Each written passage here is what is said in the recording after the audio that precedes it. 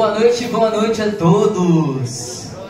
Quero convidar todos a se colocarem de pé e também a juntar a nossa voz, as nossas palmas, exaltarmos ao nosso Deus nessa noite. Vamos aproveitar esse momento juntos e adorar ao nosso Deus.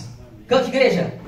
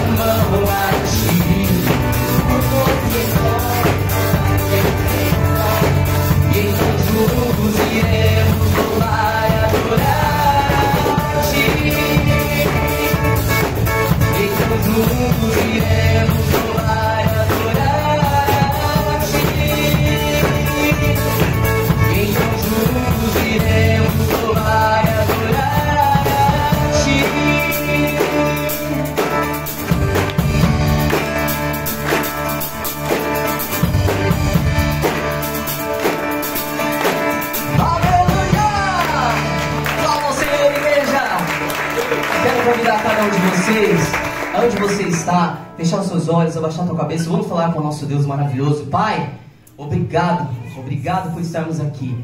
É tão importante, Pai, estarmos aqui. É tão precioso esse tempo em comunidade, em comunhão, como igreja, adorarmos, exaltarmos o teu nome.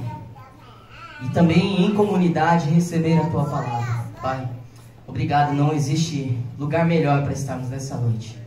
Obrigado, pois sabemos que o Senhor tem cuidado de cada um de nós, das nossas famílias. Tem cuidado dos nossos parentes, das pessoas que estão próximas a nós. Sabemos, ó Pai, que tudo acontece de acordo com o Teu propósito. E hoje estamos aqui. Obrigado que o Senhor tem nos sustentado. Te agradecemos em nome de Jesus. Amém. Amém. Amém e amém. Boa noite, bem-vindos. A quem eu não dei boa noite, muito boa noite. Um privilégio estarmos aqui louvando ao Senhor, num lugar onde ouvimos a voz de Deus. Não que aqui se ouve em outro lugar, não. Mas aqui temos o privilégio de abrir a palavra do Senhor e ouvir a voz dele através dela, através da palavra de Deus. No texto que a gente vai ler hoje, existe uma confusão ali, a gente vai ver do Herodes falando e o povo achando que é a voz de Deus.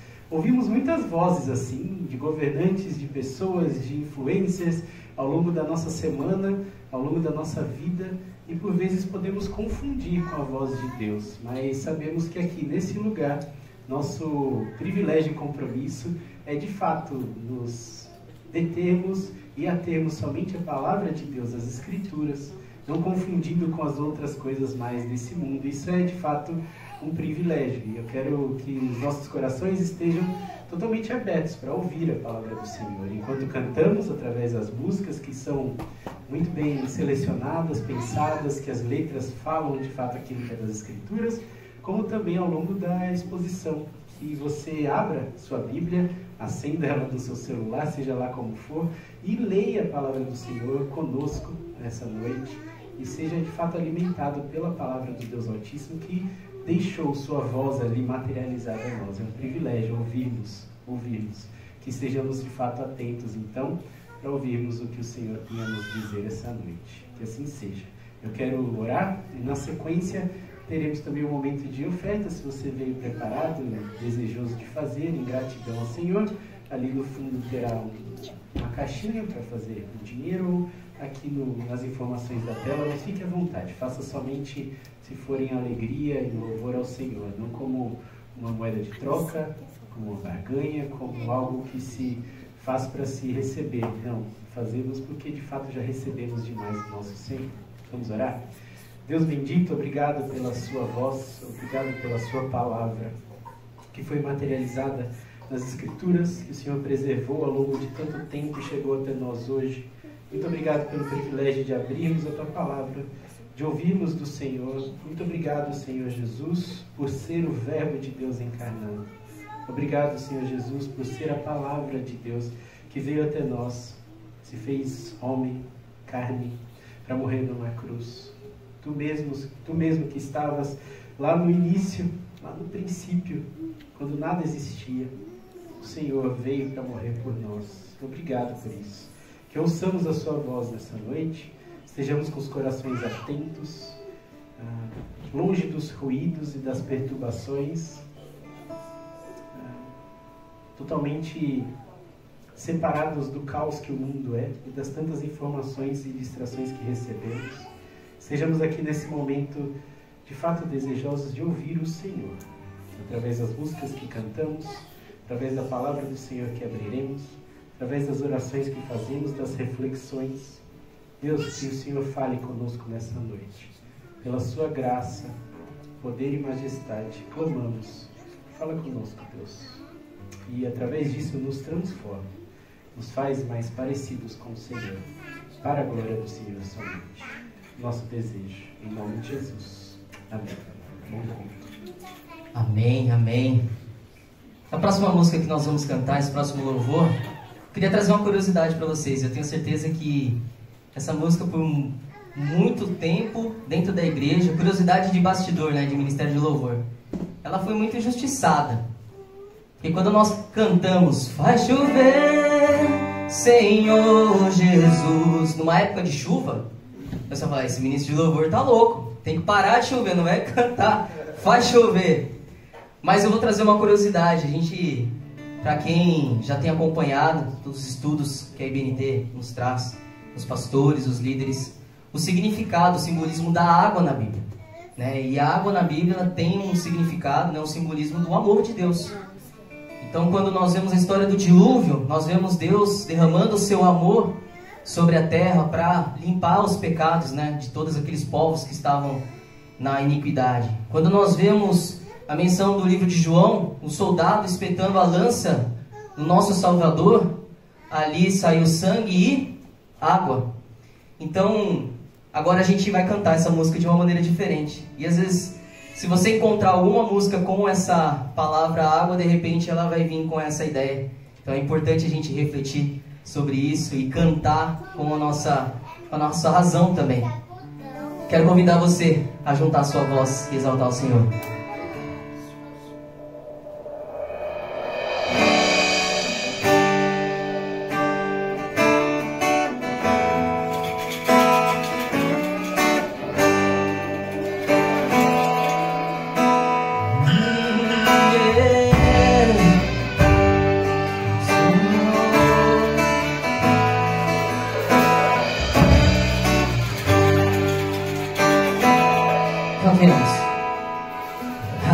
Assim como a fossa anseia por água, como terra seca precisa da chuva, meu coração tem sede de ti, Rei meu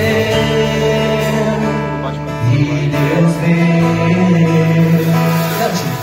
Assim como a fossa anseia por água, como terra seca precisa da chuva, meu coração tem sede de ti, Rei meu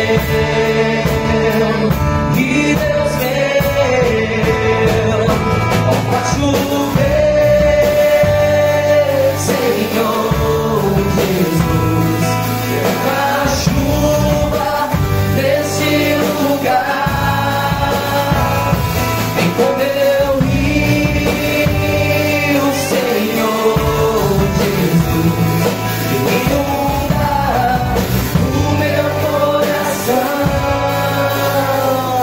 faz chover,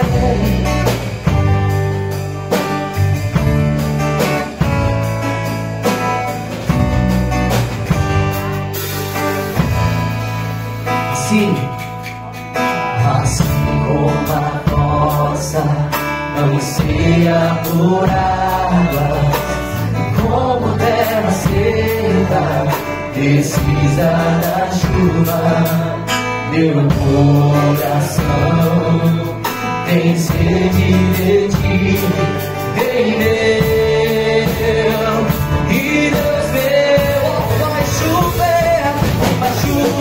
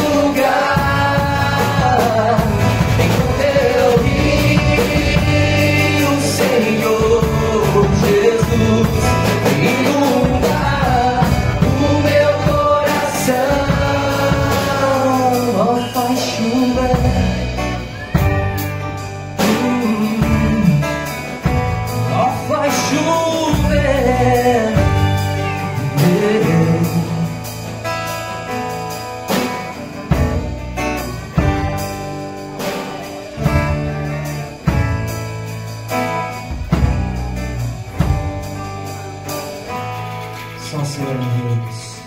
Amém, amém, amém.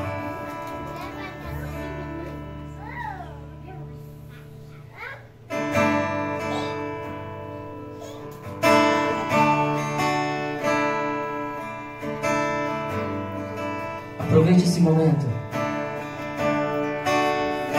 para falar com o nosso Deus. Entregue a Ele a tua adoração. Diga a Ele o quanto você o ama. Agradeça a Ele por todas as coisas que Ele tem feito em sua vida. reconheça como o Senhor da sua vida. E cante. Minha alma te deseja, meu espírito anela por ti. A cada dia sou levado a te buscar. Meu desejo é no teu rio mergulhar. Tenho sede de tuas águas. Encontro paz em meio à tribulação. Enquanto te adoramos, enche este lugar. Rio que jorra do teu trono sem cessar. Águas vivas fluem do trono de Deus. Águas vivas fluem do trono de Deus. Águas vivas fluem do trono de Deus. Águas vivas fluem do trono de Deus.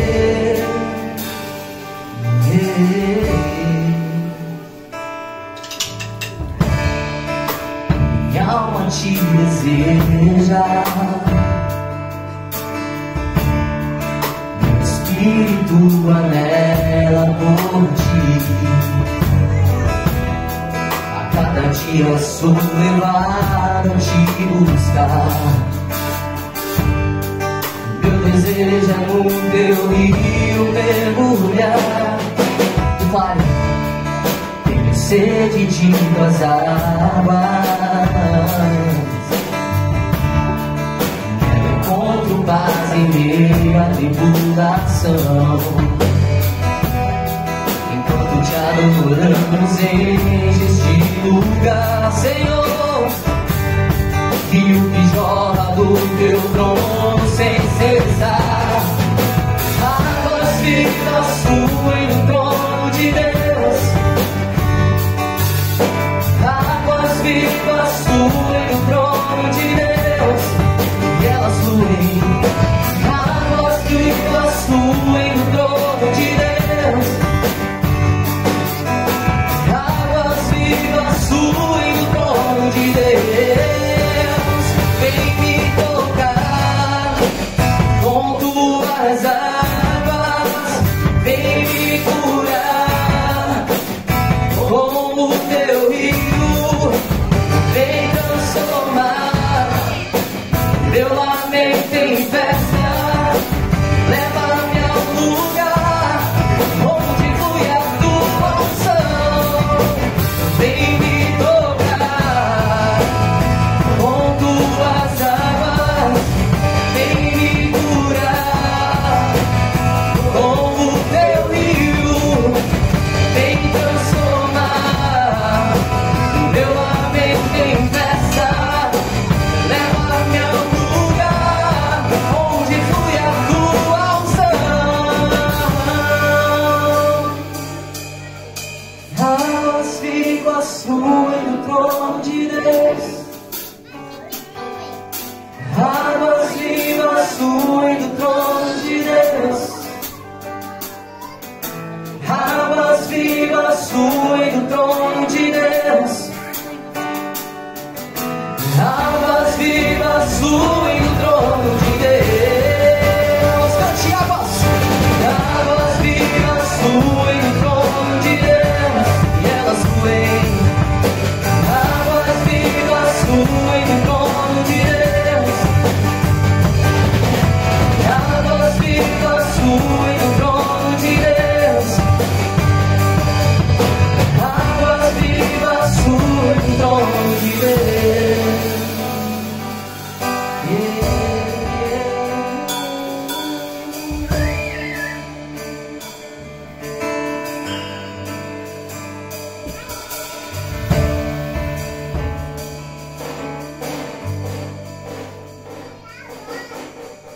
Pai querido, obrigado. tão bom poder saber que podemos contar com o Senhor. Saber que o Senhor nos ama, saber que o Senhor se importa com cada um de nós. Sermos lembrados, dia após dia, que o Senhor entregou o seu único Filho, por amor a cada um de nós. Não precisamos de mais nada. Nos ajuda, Pai, a enfrentar dia após dia esse mundo tão vil. E às vezes nos ajuda também a enxergar que o problema às vezes não está lá fora, mas aqui dentro dos nossos corações, a luta diária contra nós mesmos, contra o pecado que de tempos em tempos vem. Nos ajuda a nos mantermos vigilantes, sempre, ó Pai, olhando com os nossos olhos fitos para o Senhor. Que a nossa caminhada aqui, Pai, seja somente, tão somente, para a Tua honra e Tua glória, Pai. Que a Tua instrução nesse momento, a Tua palavra, venha de encontro aos nossos corações. Tanto para aqueles que precisam de conforto, quanto para aqueles que precisam de direção, aqueles que buscam a Tua resposta, aqueles que precisam de correção. Para todos os efeitos, ó Pai, que os nossos corações estejam completamente abertos para ouvir a Tua voz nesse lugar, nessa hora. Te agradecemos tão somente por tudo que o Senhor tem feito por nós. Obrigado por este lugar, por essas portas que estão abertas neste bairro, aqui em Mossaguaçu. Te exaltamos e agradecemos em nome de Jesus. Amém. Ter o privilégio de abrir as Sagradas Escrituras. Abra comigo em Atos capítulo 12, enquanto as crianças de 1 a 7 anos vão ali para o estudo delas. Vamos aprender sobre gratidão hoje. Gratidão a Deus. É um bom tema, né? Vamos lá. Atos capítulo 12, a gente está seguindo nessa exposição de Atos. Se é a sua primeira vez aqui, não sabe disso, mas estamos desde o comecinho de Atos, há 5 meses, agora chegando ao capítulo 12. Nosso objetivo é andar por todo o capítulo 12 nessa noite. E o verso 1 do 12 começa falando nessa ocasião. Só esse terminho aqui para começar a exposição. Atos capítulo 12. Nessa ocasião, o rei Herodes prendeu alguns e tudo mais. Que ocasião? Ele sempre gosta de fazer um recapitular da semana passada, e o texto sempre me força a isso também. Por ser uma narrativa, uma coisa conectada à outra, a gente tem que falar que ocasião é essa, né? A gente viu nas semanas passadas a igreja da Judéia, ali onde ficava Jerusalém, a igreja da Judéia sendo apoiada, ajudada, sustentada até no momento de fome, pela igreja de Antioquia, que ficava centenas de quilômetros para cima, longe, uma igreja que surgiu de uma raiz não judaica, uma raiz diferente da igreja de Jerusalém, agora está apoiando. Isso aconteceu, se você lembra, no capítulo 11, semana passada nós lemos, está acontecendo uma enorme expansão do cristianismo a partir de Jerusalém e para muito além de Jerusalém. Então, Jerusalém foi aquela cidade onde quase tudo ali da última semana de Cristo acontece. Jesus é morto, ressurreto, ele ascende aos céus, tudo ali naquela região, e ele coloca os apóstolos para serem o fundamento dessa igreja que se inicia em Jerusalém. Mas agora o evangelho está partindo para outras regiões, distantes regiões, está entrando, está enraizando no Império Romano. Antioquia é algo desse tipo, uma cidade bem importante para o Império Romano. E eles vão experimentar ali, né, durante essa expansão, uma paz temporária, bem temporária, porque o que a gente vai ver no capítulo 12 é essa paz se quebrando. Mas se você voltar comigo aí até do capítulo 9, verso 31, logo depois da conversão de Saulo, aquele exímio perseguidor dos cristãos que ia atrás deles, né, para de fato destruir o nome de Jesus aniquilar essa que para ele era uma seita, né? Mas enfim, era o evangelho sendo pregado, ele chamava de o caminho, ele queria de fato acabar com aquilo. E aí ele é convertido na estrada para Damasco, ele conhece Jesus, e aí parece que a igreja passa por uma paz. Capítulo 9, verso 31, diz assim, né? A igreja passava por um período de paz, não era uma paz definitiva, era de fato um período. Uma paz em toda a Judéia, Galiléia e Samaria, e se edificava, encorajada pelo Espírito Santo, crescia em número, vivendo no temor do Senhor. Essa paz, esse momento de paz está começando, mas tem data certa para acabar. Talvez essa paz existisse porque o Saulo, de fato, conheceu Jesus, mas agora Herodes vai começar a perseguir a igreja novamente. O Império Romano começa a pressionar novamente. Depois da conversão de Cornélio, se você estava com a gente aqui nas semanas passadas, né, a expansão do Evangelho ali para Jope, Cesareia, Fenícia, uma região, Chipre, Antioquia lá em cima, agora parece que a paz está acabando. Então vamos ler o capítulo 12, é nesse contexto. Então assim, verso 1 novamente. Nessa ocasião de temporária paz, é nessa ocasião que, verso 1, o rei Herodes prendeu alguns que pertenciam à igreja. Então essa é a cena. Durante essa paz temporária, o rei Herodes ele começa a perseguir. Ele prendeu alguns que pertenciam à igreja com a intenção de maltratá-los e mandou matar à espada Tiago, irmão de João. Vendo que isso agradava aos judeus, prosseguiu, prendendo também Pedro durante a festa de pães sem fermento. Depois de prendê-lo, lançou no cárcere e designou 4 escoltas de 4 soldados cada para guardá-lo. Herodes pretendia submetê-lo a julgamento público depois da Páscoa. Pedro então ficou detido na prisão, mas a igreja orava intensamente a Deus por ele. Na noite anterior ao dia em que Herodes iria submetê-lo ao julgamento, Pedro estava dormindo entre os 2 soldados, preso por 2 algemas, e os sentinelas montavam guarda à entrada do cárcere. Então essa é a cena, essa é o pano de fundo, uma prisão de quase segurança máxima mesmo. Então ele era preso por 2 algemas a 2 soldados, imagina um lado de cada, né? Preso a um soldado dentro de um cárcere. Na porta tinham 4 vigiando e na porta de saída mais 4. Então era de fato Herodes fez de tudo para que Pedro não fugisse.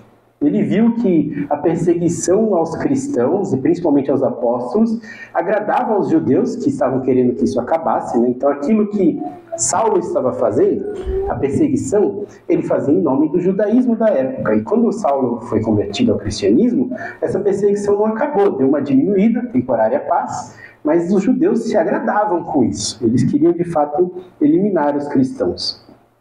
E aí, Pedro lá, preso, dentro do cárcere, com vários soldados bem armados e protegendo aquilo lá, Herodes achou que estava bem seguro ali o seu réu, né? Ele queria de fato levar a julgamento Pedro, porque isso agradaria os judeus. Então é essa cena. E aí vem o verso 7. Repentinamente apareceu um anjo do Senhor, e a luz brilhou na cela. Ele tocou no lado de Pedro e o acordou. Depressa, levante-se, disse. Então as algemas caíram dos punhos de Pedro.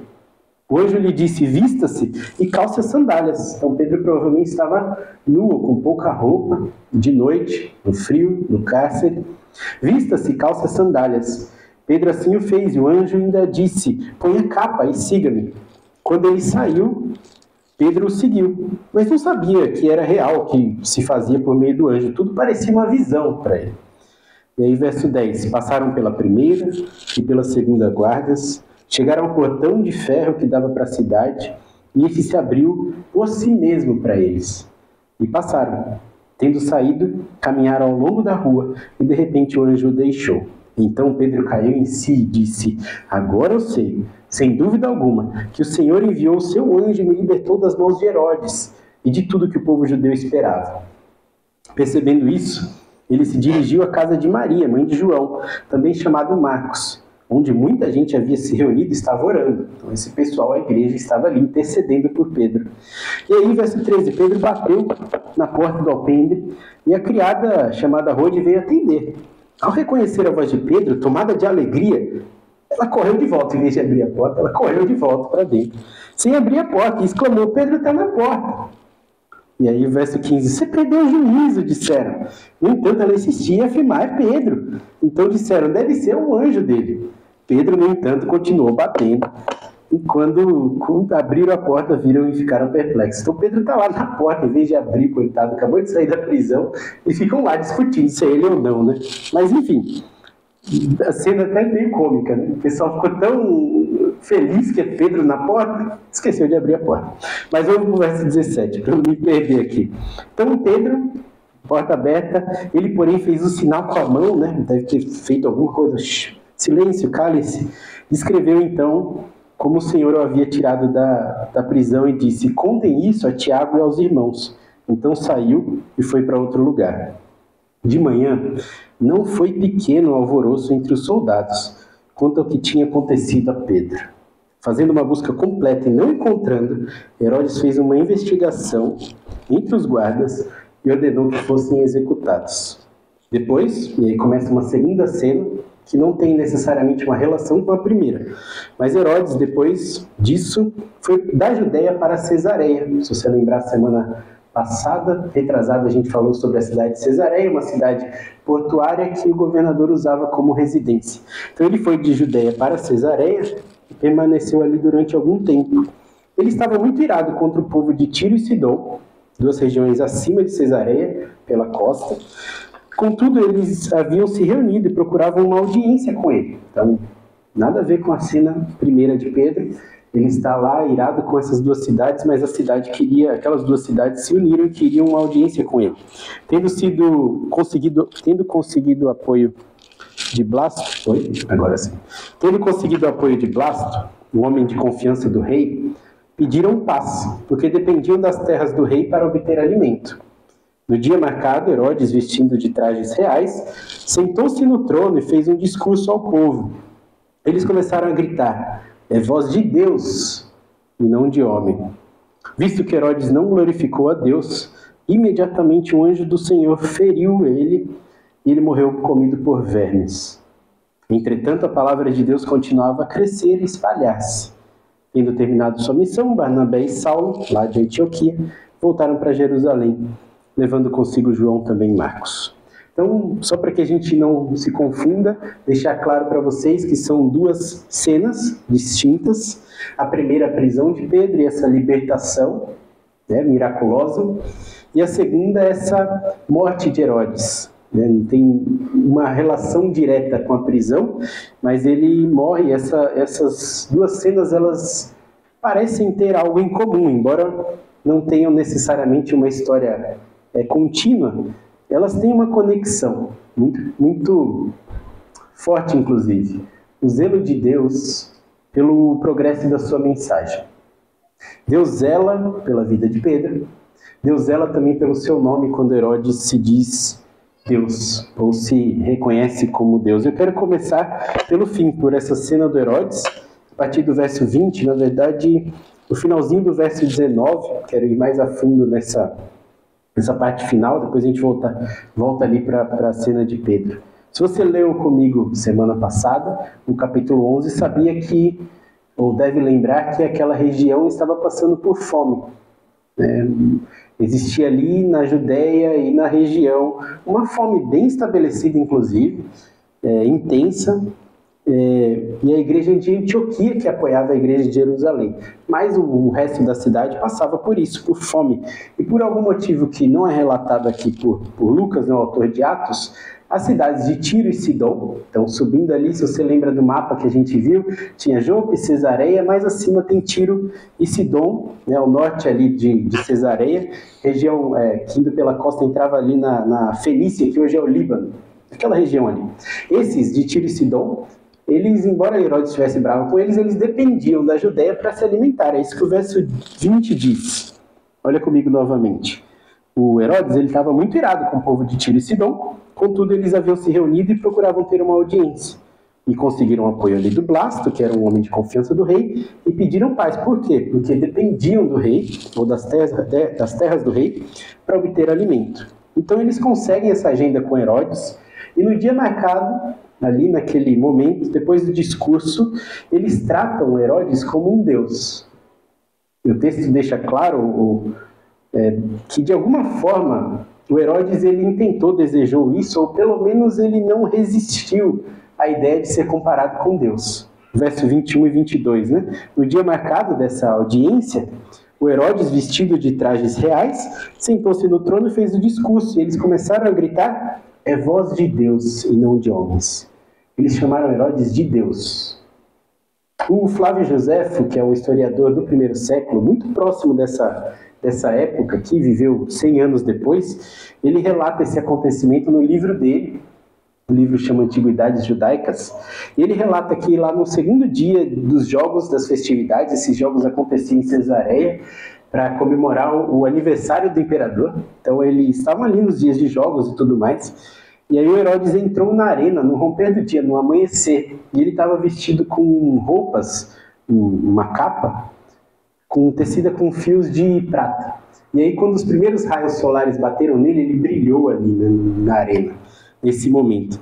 E aí os bajuladores, o José escreve assim: seus bajuladores alçaram vozes em várias direções, dirigindo-se a ele como um deus. O José ele relata esse fato histórico, né? Ele não está escrevendo Bíblia, ele nem acreditava muito no cristianismo, ele está escrevendo o que aconteceu historicamente.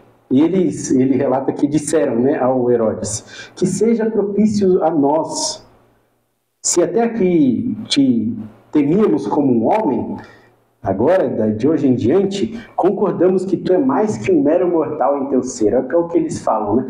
Lucas relata de forma mais sucinta, né?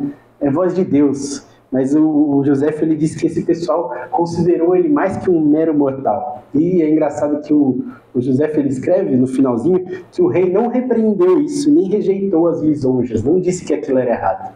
Ele gostou de ser chamado, gostou do elogio de ser chamado de Deus, ser deificado, né? É exatamente isso que está no texto de Lucas. O José ainda relata que ele teve uma forte dor de estômago naquela ocasião, foi retirado e 5 dias depois morreu, né? O texto de Lucas diz que ele morreu com vermes, né, que atacaram, né?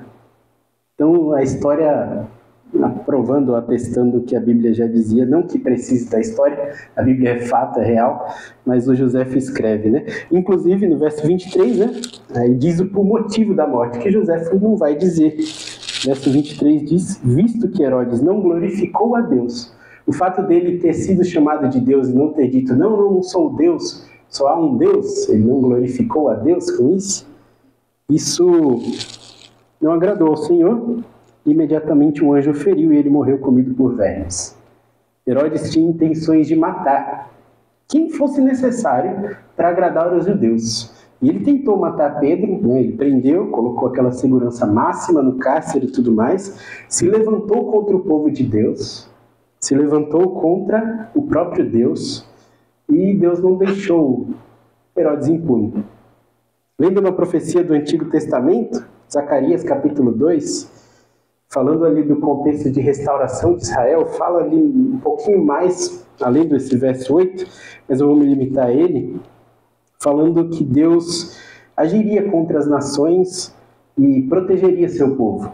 Diz assim, verso 8 de Zacarias capítulo 2: porque assim diz o Senhor dos Exércitos, ele me enviou para buscar a sua glória entre as nações que saquearam vocês, porque todo aquele que tocar em vocês toca na menina dos olhos dele. Deus protege seu povo. E esse é um texto triunfante. É um texto triunfante para os que estão em Deus. Deus protege os seus. Zela pela sua glória entre as nações, é o que o texto diz. Ele age em favor dos seus. O teólogo Simon Kissemaker, não sei como fala o nome dele, ele diz que Deus pune Herodes por ter atentado contra 2 dos apóstolos, ter matado Tiago e tentado matar Pedro. Deus zela, Deus cuida do seu povo, Ele protege o seu povo. Os israelitas não deveriam temer, a primeira igreja, né, os cristãos do primeiro século também não deveriam temer, e da mesma forma nós hoje, milênios depois, também não devemos temer. Deus cuida do seu povo. Devemos sim estar confiados na proteção de Deus para o seu povo e avançarmos triunfantemente, firmes, porque Deus de fato pune aqueles que se levantam contra ele. Acontece isso com Herodes. Deus zela por sua glória, ele faz isso, ele protege o seu povo. Ele zela pelo avanço do evangelho. Zela ali na prisão, quando liberta Pedro para que ele continue avançando e anunciando. Zela quando Herodes se coloca como um deus. Não é à toa que o Lucas, logo depois de relatar que o Herodes morreu, ele vai afirmar que o evangelho continuou crescendo. Olha os versos 24 e 25. Atos capítulo 12. 24 e 25. Logo depois de Herodes morrer, Lucas relata: entretanto, a palavra de Deus continuava a crescer e espalhar-se. Tendo terminado a missão, Barnabé e Saulo voltaram para Jerusalém, levando consigo também João, chamado Marcos. Podemos confiar nesse Deus e avançar triunfantemente, porque Deus é por nós. A missão é dele. Podemos sim confiar que Deus cuida do seu povo. E diante disso, focando nesse trecho do capítulo 12 de Atos, lendo uma profecia de Zacarias, fazendo esse link todo, eu poderia encerrar essa mensagem, ou concluir, caminhar para a conclusão, poderia pregar uma mensagem bem triunfalista, para que você, servo de Deus, saísse daqui equipado com essa coragem sobrenatural, confiante de que não precisa temer nada. Mesmo que você fosse preso, Deus seria capaz de te libertar de forma miraculosa. Afinal, essa é uma verdade bíblica, a gente leu no texto. Deus libertou Pedro, a cena é real. Isso aconteceu. As algemas de Pedro, uma em cada mão, simplesmente caíram, sem força, sem esforço dele, é o verso 7. Ele saiu daquela prisão de segurança máxima, olha o verso 10 novamente. Saiu andando pelo meio dos guardas, ele passou pela primeira, passou pela segunda guarda, chegou ao portão de ferro que dava para a cidade, e o portão abriu sozinho. E ele saiu e caminhou ao longo da rua, e de repente o anjo o deixou. Não sou eu que estou dizendo que Deus é capaz de fazer isso. O texto bíblico diz que Deus é poderoso para fazer isso. Confie nesse Deus maravilhoso que temos. Ele é soberano, seu poder é absoluto sobre todas as coisas. Ele pode te libertar de qualquer perigo, ameaça, cárcere. Ele pode, mas nem sempre ele faz. E focar nisso, nesse capítulo 12, focar nesse triunfalismo, seria um pouco desonesto da minha parte. Isso porque não é a intenção maior do autor, de Lucas, ao narrar essa história. Ele sim fala sobre Herodes, um governante cruel que foi punido, mexeu com a menina dos olhos de Deus. Ele fala de uma libertação de Pedro sobrenatural, miraculosa. Ele fala sobre isso. Essa libertação, inclusive, deixa todo mundo atônito. O pessoal não consegue nem abrir a porta para ele, de tão maravilhado com aquilo. As pessoas no dia seguinte foram um alvoroço. De fato, Deus é poderoso. Mas por que eu deveria focar somente na história de Pedro, enquanto Tiago morreu no começo do capítulo? Talvez você não tenha percebido isso ou não lembra. Leia comigo versos 1 a 3 novamente. Versos 1 a 3. Várias pessoas foram presas, não só Pedro. Alguns morreram. Versos 1 a 3 diz assim, Nessa ocasião, o rei Herodes prendeu alguns que pertenciam à igreja. Alguns. Não prendeu só Pedro. Não prendeu só Tiago. Prendeu alguns que pertenciam à igreja com a intenção de maltratá-los. Destes alguns, verso 2, ele mandou matar à espada Tiago. Vendo que isso agradava os judeus, prosseguiu também prendendo Pedro. E quem vai ser liberto? Só Pedro. O que aconteceu com os demais? Não sabemos. Mas Tiago foi morto à espada. Deus não o libertou. Deus não salvou Tiago da morte. Deus não seria poderoso ou não teria capacidade de libertar também Tiago? Claro que sim. Claro que sim. Deus é poderoso. Ele é poderoso. Ele é soberano. E aqui entra o tema central desse capítulo. A soberania de Deus sobre as circunstâncias e fatos. A soberania de Deus sobre todos esses acontecimentos. A soberania de Deus sobre a vida e a morte. Tiago morre, Pedro é liberto. A soberania de Deus sobre os governos. Herodes governou de forma cruel por um tempo, mas em outro tempo foi eliminado pelo próprio Deus. A soberania de Deus sobre os cárceres e prisões, alguns foram libertos e alguns continuaram presos, provavelmente, e Pedro foi liberto.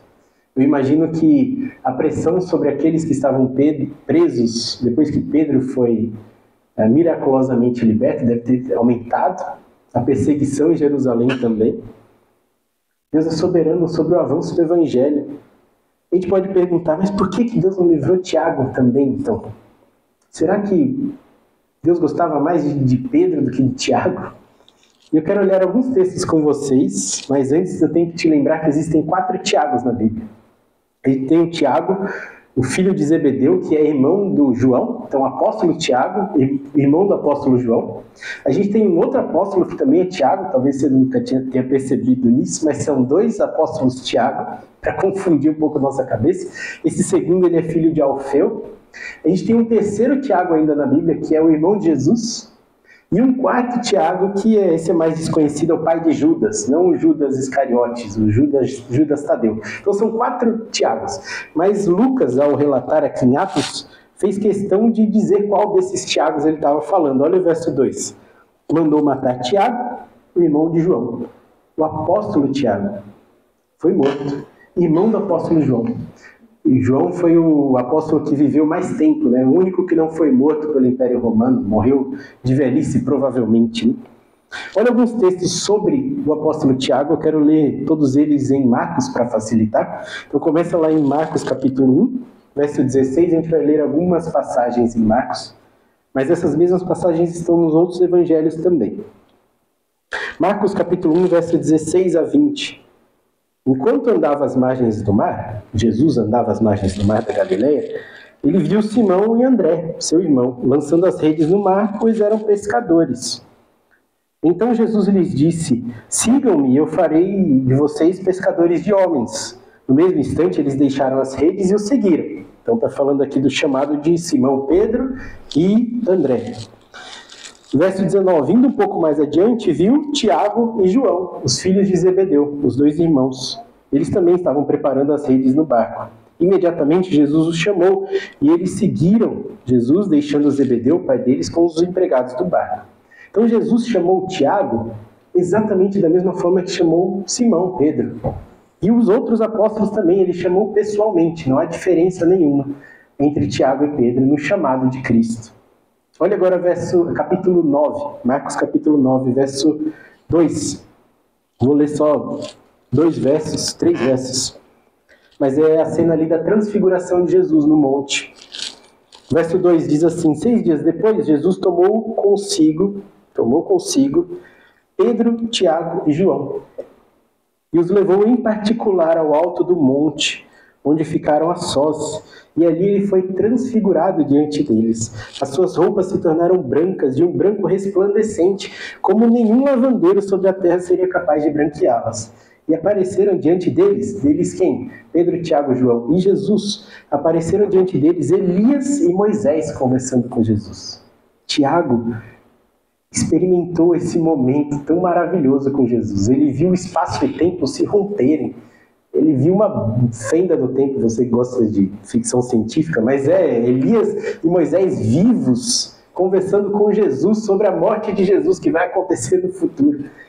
Uma cena de explodir nossa cabeça. Tiago estava lá, com Pedro. Distinção nenhuma. Jesus mostrou um pouco da sua glória para Tiago, conversando com Elias. E Tiago participou disso, e deve ter sido de fato maravilhoso. Olha em Marcos capítulo 14, no Getsemane, depois ali da ceia, da última ceia, a traição de Jesus ia acontecer em breve, né? Judas Iscariotes ia trair Jesus. Jesus está ali subindo ao monte no Getsemane, né, para orar. Olha o verso 32, Marcos 14, 32. Então foram para um lugar chamado Getsemane. E Jesus disse aos seus discípulos, sentem aqui enquanto eu vou orar. Então imagina todos os discípulos, ele diz, gente, fiquem aqui que eu vou orar. E levou consigo Pedro, Tiago e João. De vocês todos, vem cá, Pedro, Tiago e João, vamos mais acima no monte. E começou a ficar aflito e angustiado. E o verso 34 é maravilhoso. Jesus abre o coração para eles. Fala o que está sentindo. Ele diz, a minha alma está profundamente triste. em uma tristeza mortal, disse: fiquem aqui e vigiem. Tiago ouve as confissões, as aflições emocionais de Jesus. Tiago e Pedro, juntos. Tiago era um dos 3 discípulos mais próximos de Jesus, mais próximos de Cristo.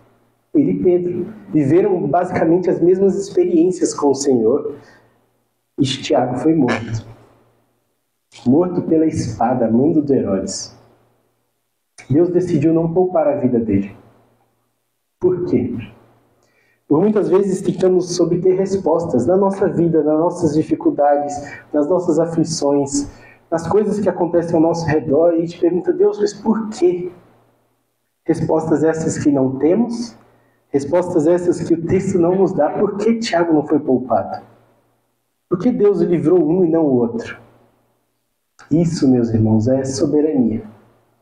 Deus não precisa prestar contas a nós das suas decisões, sobre a duração de vida de um e de outro, sobre a sua paciência com Herodes, sobre os planos que ele tinha para Pedro, sobre o fim da vida de Tiago. Deus não precisa prestar contas. E eis aqui implícita no texto a bendita soberania de Deus, que permite a morte de Tiago, mas que livra Pedro e julga Herodes. Por isso, focar nesse texto especificamente, num triunfalismo, num capítulo como esse, seria desonesto da minha parte, porque, apesar de ser uma verdade bíblica, Deus pode libertar dos cárceres, não é uma verdade da narrativa bíblica. E esse é o perigo de quem detém o microfone. Eu poderia selecionar uma parte do texto, falar sobre ela, aquilo que me convém, talvez para o meu próprio bem, enfim, mas não é esse o propósito ao expor o texto bíblico. Eu tenho que dizer para você que Deus poupa uns e outros não. E eu quero sempre levar os seus olhos e a atenção, seu coração, sua mente, a ouvir a voz de Deus, aquilo que de fato o texto está dizendo, o que o texto de fato nos conta. Que sim, Ele é poderoso, Deus é poderoso, confie nisso, Ele é poderoso para nos livrar. Mas Ele também é soberano, e a sua soberania é inescrutável, né, como Paulo diz, ou insondável. Nós não podemos sondar ou saber o que Deus decidirá. Quer dizer, então, que eu não devo confiar que Deus pode me libertar das aflições, dos cárceres? Não. É claro que você pode confiar nisso. Você deve confiar nisso. Confie com todas as suas forças que Deus é poderoso para te livrar de qualquer coisa e qualquer situação. Mas não deposite a sua fé nisso. Mas como assim? Eu vou depositar minha fé que Deus é poderoso? Não, porque você também precisa depositar a sua fé na soberania de Deus. Sua fé deve estar descansada no simples fato de saber que Deus sabe o que é melhor para você, e com isso Ele certamente fará o que é melhor para você. Eu ouço bastante, talvez você já tenha escutado, porque vivemos num país extremamente triunfalista, diante de uma dificuldade, de uma aflição, alguém dizer: irmão, fica tranquilo, Deus está no controle. Ele vai te fazer passar por isso. Ele vai te curar, Ele vai te livrar, isso vai passar, em nome de Jesus ainda. Mas com que garantia nós podemos dizer isso? Quem somos nós para dizer o que Deus fará? Devemos sim confiar no poder de Deus. Deus é capaz de fazer isso. Mas se desconsiderarmos a sua soberania sobre os fatos, nós estaremos confiando num Deus fracionado, num Deus partido, amputado. Eu não posso fragmentar Deus. Depositar a minha fé, a minha esperança apenas em um dos atributos de Deus vai me levar a confiar num Deus que não é o Deus soberano, que não é o Deus verdadeiro. Confiar somente no poder de Deus, sem acreditar ou confiar que Ele é possível, que Ele é capaz de fazer as coisas de acordo com o seu propósito, é confiar num Deus fracionado. Quem sou eu para definir o que o soberano fará? Pedro sim poderia ter morrido naquela prisão. Poderia. Deus poderia não ter enviado um anjo para salvá-lo. E tudo bem. Ele não precisaria prestar contas a nós por isso. Ele não é o nosso mordomo. E embora a maior parte da nossa vida seja triunfante, Na maior parte da nossa vida vamos experimentar Deus nos livrando, Deus cuidando, protegendo, Deus trazendo provisão, livrando de perigos. A gente vai experimentar isso muitas vezes ao longo da vida. Mas pode ser que em algum momento da nossa caminhada, pode ser que nós sejamos um Tiago e não Pedro. E tudo bem. Se Deus intentou assim, se Deus decidiu assim, é porque Ele sabe o que é melhor para nós naquele momento. E que aquilo é para o louvor da sua glória. Eu sei que uma mensagem como essa pode te deixar meio sem esperança, talvez sair daqui mais desconfiado do que confiado. Mas não deveria ser assim. Conhecer a soberania de Deus ou ouvir sobre a soberania de Deus deveria, na verdade, trazer mais alegria e segurança. Saber que Deus pode agir sobre a morte e a vida, pode agir sobre governos, pode agir sobre cárceres, dificuldades, deveria nos trazer descanso, paz. Se você crê em Cristo Jesus como seu suficiente Salvador, saiba que Ele está cuidando de você. Você está nas mãos do soberano. Ele sabe o que é melhor para você. Mesmo que você não veja o melhor ali naquele momento. Confie na bendita soberania de Deus. Confie nas verdades bíblicas, mas não destituídas das outras. Confie que Deus é poderoso para curar, para livrar. Confie nisso. Mas também descanse em Deus, sabendo que Ele sabe o que é melhor para você. Não confie num Deus fracionado, quebrado. Em uma parte, mas na outra não. Diante dessa perspectiva de soberania de Deus, podemos agir de forma diferente diante dos desafios da vida, das dificuldades da vida. Podemos agir de forma diferente, inclusive quando nos deparamos com alguns textos bíblicos, como Romanos 8:28, tão conhecido. Sabemos que Deus age em todas as coisas e que elas contribuem para o bem daqueles que amam a Deus. Estou parafraseando, talvez. Mas a gente sabe que Deus age em todas as coisas para o bem daqueles que amam a Deus. Mas isso não é um discurso triunfalista. Ele age. Se amamos a Deus, Ele sabe todas as coisas que são melhores para nós. E Ele age para que todas elas contribuam para o bem. Mesmo que não vejamos o bem ali naquele momento. A gente pode pensar, poxa, mas por que isso está acontecendo? Confia. Deus sabe que é o melhor para você. Mesmo que você não perceba naquele momento. Mas como que isso é o bem? Eu não estou entendendo. Se vem de Deus, é bom. E é para o seu bem. Naquele momento de tensão, de cárcere, Deus quis livrar Pedro e permitir a morte de Tiago. O sofrimento de outros irmãos. E Deus sabia, para cada um deles, essa bendita soberania e majestade de Deus, Deus sabia que para cada um deles aquilo era o melhor, naquele momento. Diante das dificuldades, mesmo que você não entenda que aquilo é bom ou por que aquilo está acontecendo, confie que Deus age em todas as coisas e elas contribuem juntamente para o bem daqueles que amam a Deus. Confie nisso. Saiba que você está nas mãos do soberano, que sabe exatamente o que é o melhor para você naquele momento. Confie no Senhor completo, não só numa parte. Confie sim no poder dele. Clame para que ele te ajude a passar por aquilo. Clame e peça para que ele te livre daquilo. Mas também peça que seu coração esteja descansado. Que mesmo que a sua vontade não se cumpra, que seja feita dele, que certamente é boa e agradável para nós. Vamos orar? Senhor bendito, nós te louvamos e te agradecemos pela sua soberania. O Senhor não precisa prestar contas a nós. Por vezes temos perguntas, por que isso está acontecendo, Senhor? Por que desse jeito e não daquele? Deus, descansa os nossos corações. Descansa os nossos corações. Por vezes o Senhor nos libertará como Pedro. E muito obrigado, inclusive, por ter naquele momento liberto Pedro daquele cárcere. Ele foi usado pelo Senhor para continuar avançando o Evangelho. Muito obrigado, Deus. Mas também te agradecemos por permitir a morte de Tiago naquele momento. Certamente aquele era o melhor e ele descansou no Senhor eternamente.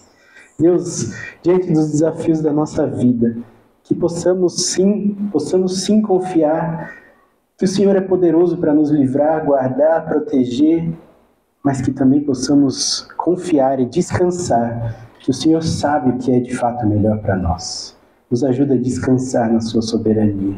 Nos ajuda a entender na prática que o Senhor cuida de nós e que aquilo que está acontecendo certamente contribuirá para o bem, mesmo que naquele momento nós não possamos observar isso.